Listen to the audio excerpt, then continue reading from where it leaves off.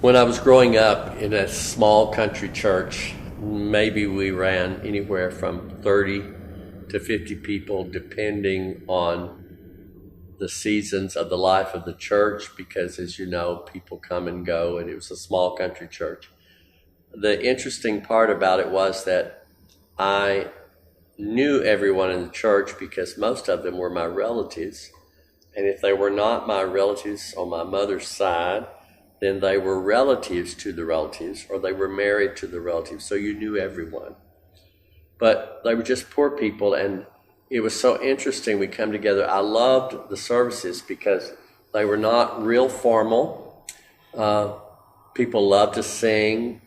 People loved to worship God. And they always had what they called, within the service itself, they would have what they called the testimony service. And that was always my favorite service, my favorite time of church, because people would get up and they would give a testimony, and they had a living testimony. It wasn't something that happened one time and then it was over with, but they served a God that met with them every day, every week, because as I've said before, they lived the life that you prayed about everything, because you had all kinds of needs, and you couldn't live without God's intervention, without God's help.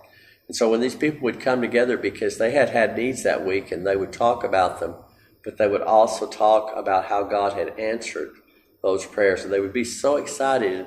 I would be so excited to hear them as a little boy. I would hear my aunts and my uncles, friends of the family, as they stood and they would testify, and they would weep, and maybe they would get excited, maybe they would shout, maybe they would dance, they would rejoice about what God had done. And I saw more than religion. I saw a living Savior. I saw salvation experience. I saw where God was actually active in people's life, and that was always my favorite time.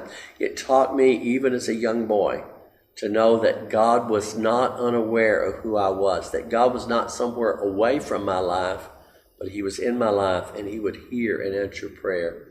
And I'm so thankful for that today, because when I face moments in my life that may be crisis or may be needs, and they're way too big for me, and that happens in everyone's life, but I know that we serve a God who hears and answers prayer, and He gives a living testimony. It's not something that just happened one day a long time ago, but it happens every day of my life. It happens every week, every year. God is constantly hearing and answering prayer, because I've seen it happen, and I know that it's so.